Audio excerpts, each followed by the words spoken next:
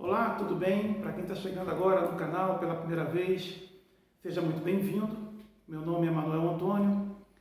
Esse vídeo é a continuidade da série Inventário. O último vídeo nós estávamos falando sobre alvará, nós batemos um papo sobre a questão do alvará, o levantamento de valores deixado por pessoas falecidas. E esse vídeo é para tratar do assunto de custas. De quanto custa um procedimento, ou uma ação, ou um requerimento junto ao judiciário. E essa questão do valor que é necessário ser pago para ingressar no judiciário, e isso é uma regra, nada é de graça, o cobra para que se vá à justiça. Isso é muito interessante, a gente discutir sobre isso. Porque o alvará é uma ação, um procedimento que vai exigir do requerente capacidade financeira para entrar com esse alvará. Se a parte ou se o requerente não comprovar que não tem condições de pagar as custas do processo, o processo não anda, ele não será aceito, não será admitido. Muito bem. Então vamos deixar de lado um pouco essa situação das custas. Vamos colocar uma hipótese de que o requerente não tenha condições de pagar as custas do processo. Então, se ele não tem condições de pagar as custas, ele entra com um pedido de gratuidade de justiça.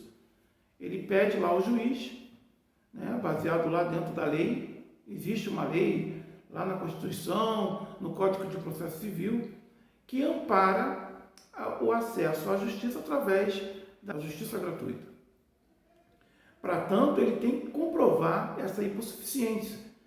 Ele tem que comprovar lá, através do imposto de renda, através de contra-cheque, através da cópia da carteira de trabalho, comprovando que não faz parte daquele grupo que pode pagar, e sim daquele grupo que não pode pagar. Então, o fato de não ter condições não impede, obviamente, do indivíduo, do cidadão, ingressar na justiça. O juiz, analisando a petição inicial, ele pode verificar se o requerente está dentro daquela faixa da isenção ou não. Então, não estando dentro da faixa da gratuidade, o requerente ele vai ter que pagar as custas do processo. E, no caso do alvará, as custas de escrivão vai custar aí um valor previsto em tabela. Além da custa do escrivão, você vai ter lá os emolumentos, a custa de distribuidor, custas de atos postais, custas de ofício, a taxa judiciária, que é calculada em cima do valor das custas de escrivão, nesse caso, e a taxa judiciária, eu vou tratar especificamente da taxa judiciária do Rio de Janeiro. Geralmente, ela custa 2%, via de regra, 2% do valor da causa. Mas eu não vou tratar aqui muito detalhadamente, porque custas judiciais de requerimentos, de ações, de procedimentos junto ao judiciário é muito complicado. É muito complicado. Existe uma tabela que para cada caso incide uma forma de se calcular a taxa judiciária. Para cada caso é um valor da taxa de escrivão. Então, fica um assunto muito disperso para se explicar num vídeo de 15, de 16, 17 minutos. Mas, via de regra, tem que se pagar a taxa judiciária, tem que se pagar as custas de escrivão. E no caso do alvará, a taxa judiciária, que geralmente se cobra em cima do valor do pedido, no caso do alvará, a taxa judiciária vai ser calculada em cima de um valor fixo das custas de escrivão. E vai incidir a taxa judiciária é 1,5 vezes das custas de escrivão, independente do valor a ser levantado ou a ser resgatado pelo requerente, que esteja lá no fundo de garantia, no PIS/PASEP, ou numa conta corrente, numa conta poupança, numa restituição de imposto de renda, independente desses valores, a taxa judiciária será um valor fixo, 1,5 vezes as custas de escrivão. E aqui eu abro um parêntese. O CNJ estruturou uma equipe de juízes e desembargadores para fazer um levantamento dentro do território nacional dos valores cobrados nos seus diferentes tribunais de justiça, em conjunto com as suas corregedorias, nas ações judiciais. Ou seja, uma ação, por exemplo, uma ação de despejo aqui no Rio de Janeiro se cobra tanto, uma ação de despejo no Ceará se cobra tanto. E eles tentaram fazer um estudo com o objetivo de unificar as custas judiciais, numa forma de parametrizar isso aí, né? Fazer um levantamento com essa equipe. Se eu não me engano, é um provimento 232 do CNJ, né? Unificação das custas judiciais, foi em 2014. E estamos em 2020 e continua tudo a mesma coisa, ou seja, foram 6 ou 7 anos de trabalho e eu não vi nenhum avanço nesse sentido, porque cada tribunal de justiça de cada estado da federação tem uma forma diferente de se cobrar a taxa judiciária, a custa de escrivão, ou até mesmo a cobrança da ação em si. No Rio de Janeiro, nós temos aí o provimento, se não me engano, é o 2239, é um provimento da Corregedoria em conjunto com o Tribunal de Justiça, que todo ano, no final do ano, em dezembro, na segunda quinzena de dezembro, eles elaboram esse provimento das custas judiciais. E tratando mais objetivamente do alvará e do inventário, nós temos aí uma peculiaridade na cobrança dessas custas.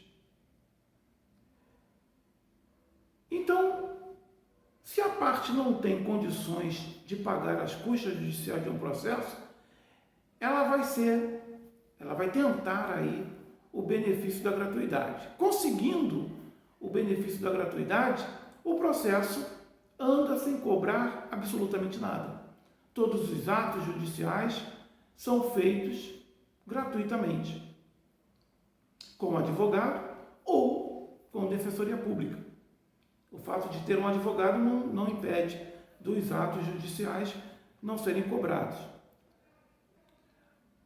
Mas, no caso do alvará, a coisa complica um pouco, porque dentro do alvará tem o que a gente chama de imposto de transmissão, causa-mortes e doação. Haverá um imposto lá no meio do processo, antes da sentença final, adjudicando ou partilhando os bens do falecido para os requerentes. Naquela fase, antes da sentença, tem que ser pago o ITD, que é o Imposto de Transmissão Causa-Morte.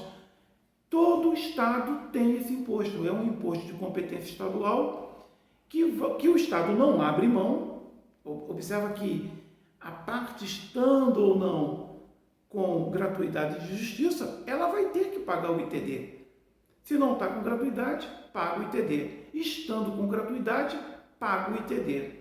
Ou seja, a parte não tem condições de pagar as custas da ação, mas lá no final ela tem que pagar o ITD. E às vezes o processo se arrasta e porque a parte não consegue o valor para pagar esse imposto, ela retira a guia do imposto junto à Fazenda Estadual e fica protelando lá para pagar o imposto, porque não tem o dinheiro para pagar o imposto. O recurso que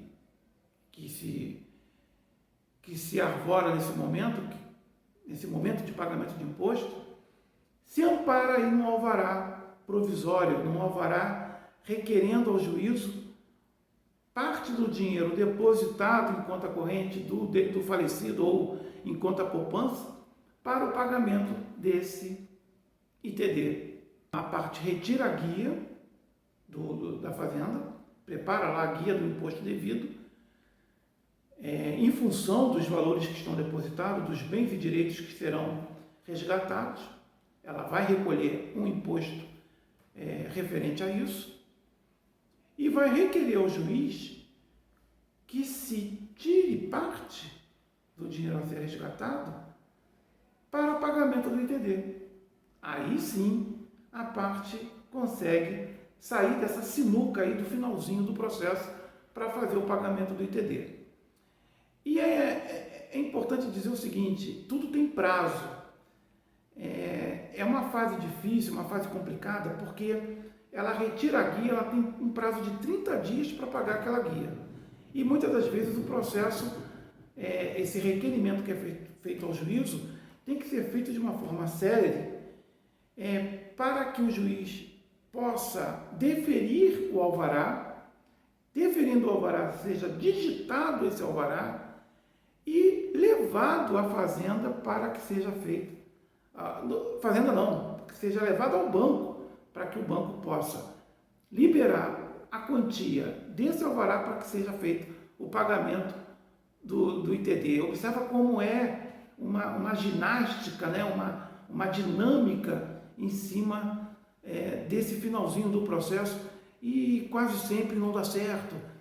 O advogado ele perde o prazo para pagamento, tem que tirar uma nova guia e quando tira a nova guia já é um novo valor. Então é uma complicação que acontece nesse finalzinho aí, justamente em processos de gratuidade, onde as pessoas não têm tanto poder, não têm o poder aquisitivo para fazer esse resgate aí junto ao banco.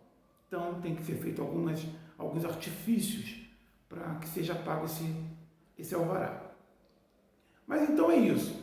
É importante dizer que todo alvará, isso também vale para o inventário, porque a transmissão, né, o fato gerador do imposto é justamente a transmissão do bem do falecido. Transmitiu bens do falecido para os herdeiros, vai pagar o ITD, vai pagar esse ITCMD, né, que reduzido fica ITD.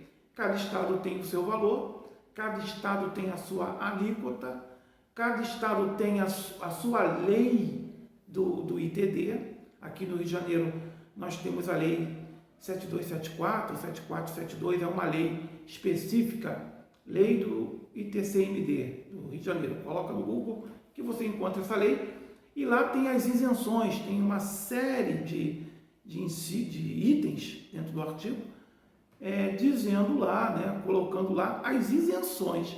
E uma desses itens, né, desses incisos, está justamente lá o Fundo de Garantia, o PIS/PASEP, dizendo que não incide ITD sobre o levantamento desses valores de fundos de garantia, verba trabalhista, verba rescisória, e PIS/PASEP não vai incidir em cima desses valores aí, e outros valores também é bom dar uma lida nessa lei que é importante.